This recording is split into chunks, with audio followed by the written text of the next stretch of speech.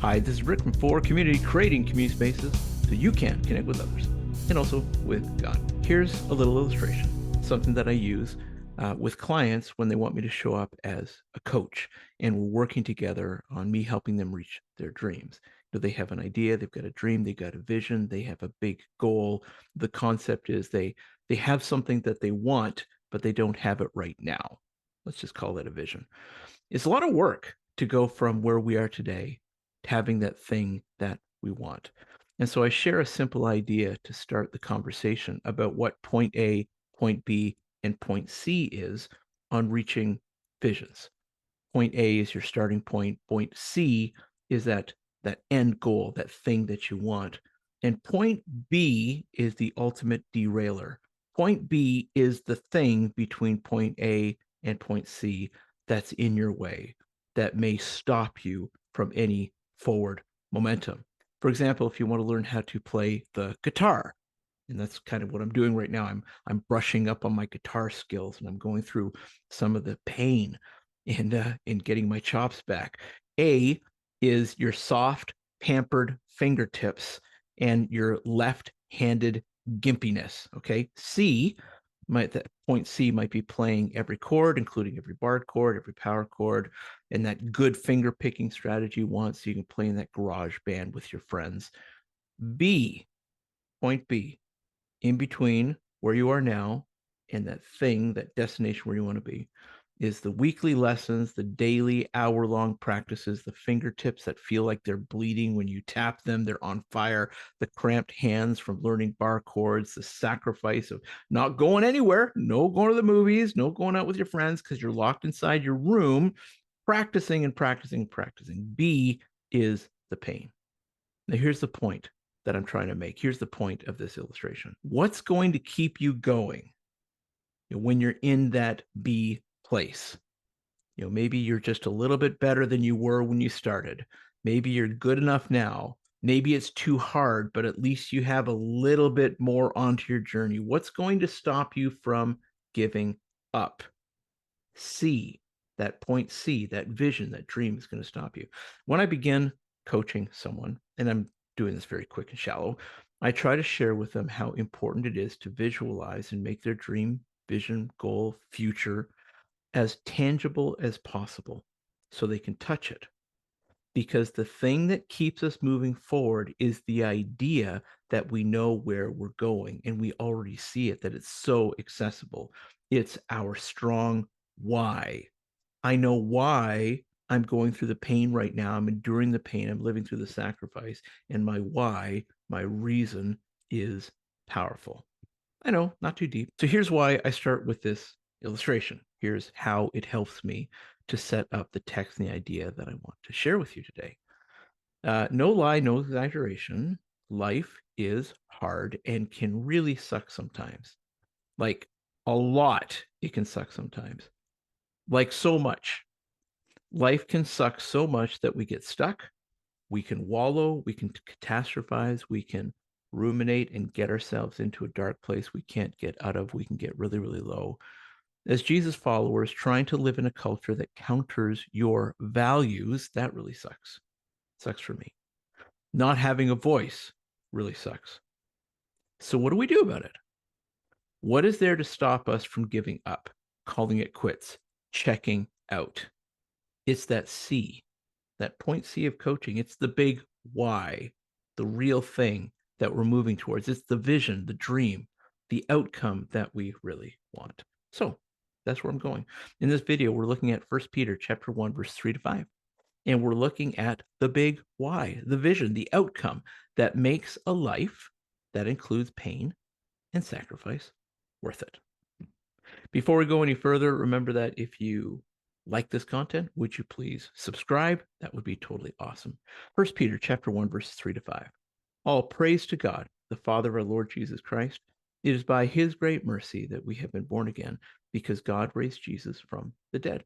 Now we live with great expectation, and we have a priceless inheritance, an inheritance that is kept in heaven for you, pure and undefiled, beyond the reach of change or decay. And through our faith, God is protecting you by his power until you receive the salvation, which is ready to be revealed on the last day for all to see. Here's the point that I'm going to try to make in this video. I want to answer a question. How can you stop yourself from giving up when life gets hard? So here's the important thing to remember about the first readers. Like 1 Peter is an intentional letter to a group of people because they were dealing with something. And here's something to know about those first readers. They were being persecuted. They were losing their homes, forced to move to other cities, forced to become refugees, forced to become immigrants. And some were losing their lives. It was pretty intense. How was that worth anything? How is that not enough to bring us to stop and say, okay, Christianity was fun, but I think I'm getting off this bus now. I'm going to stop here. No transfer needed. This is where my journey comes to an end, and I'm going to find a different bus to ride. The resurrection and God's eternal kingdom is 100% our motivation to continue to follow Jesus in dark and painful times. There's a day coming when Jesus will return. The resurrection will happen. And we'll be in a cleaned up version of the world where no one gets hurt, where we're never out of resources, everyone's friends, and we'll see Jesus how he truly is. That's our motivation. That is very motivating. So here are 3 points around the idea of coaching that I set up first, around the idea that there's a point A, point B, point C, to help us understand how this text encourages us to keep on moving forward instead of giving up when life only gives us pain and sacrifices. Let's start by talking about point A. And in the text specifically, it refers to a phrase, born again. The text says, by his great mercy that we have been born again. Our starting point is that moment when we choose to say yes to following Jesus. That moment is referred to with the phrase, born again. Namely, the phrase points to spiritual resurrection. At one point, spiritually speaking, part of us, that spiritual part of us, is brought back to life as a child of God. The phrase also points to reconciliation because there was a problem with that spiritual part of us, namely around sin. We couldn't call God a friend or a father. When we choose to follow Jesus, we have a new relationship based on truth that we start with him. And now we come into a family reconciled into God's initial intention, which is at the closest possible relationship with his creation. And also, namely, the phrase points out our identity. However we thought of ourselves before we started following Jesus, lots of that may no longer make any sense at all. We're now identified as a child of God, as a Jesus follower, as someone who pursues and upholds family values, God's values. So our starting place is our choice to follow Jesus. It is a wonderful and awesome moment, but it's not where we stay. There is a lot of life to live as a Jesus follower, and there's a lot of sacrifice and pain included in that life.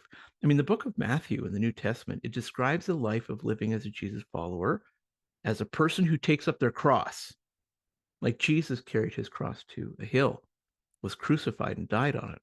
Matthew holds no punches and lets us know that life doesn't get easier as a Jesus follower.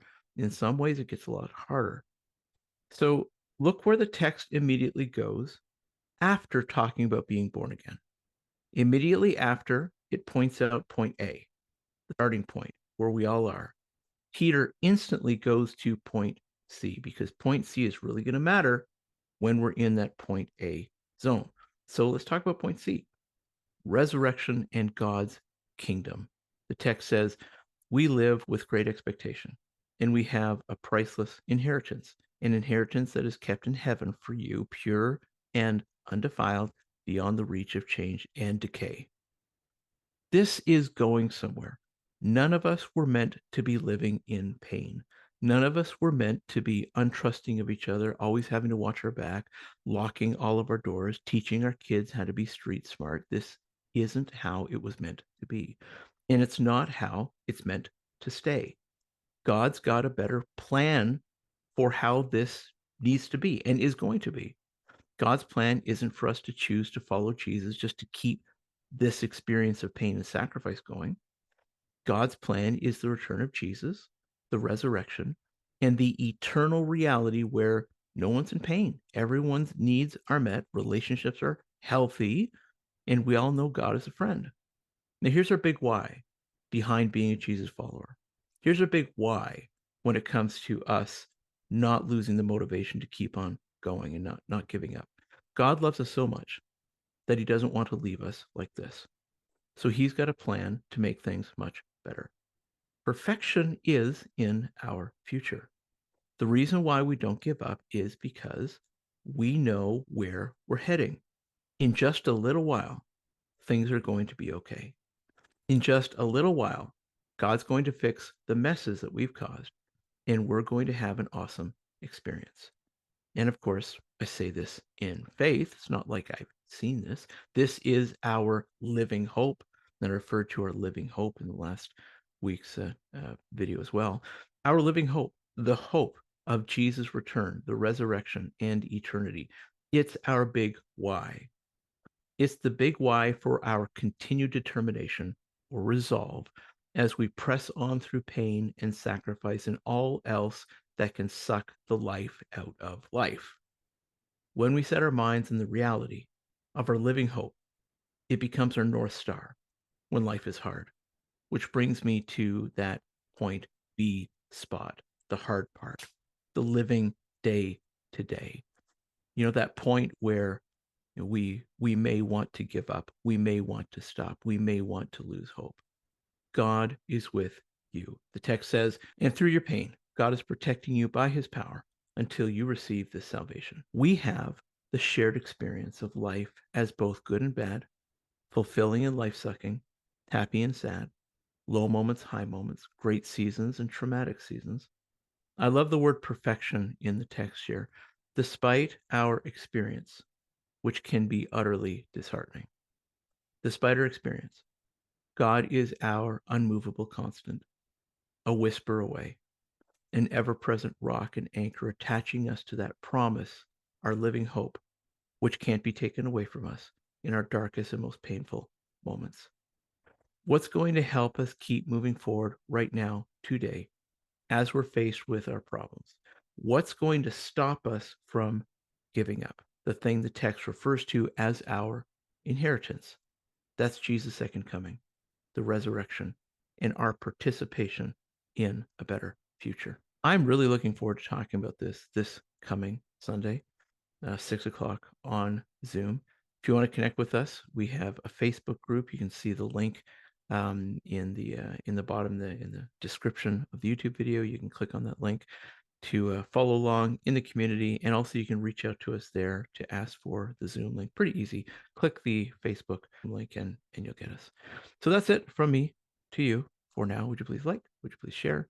Would you please subscribe? Would you please also ask for the link? Again, if you want it, connect with us on Facebook and I can give it to you right there through the Messenger app or whatever. For community, creating community spaces so you can connect with others and also with God. I'll see you next time.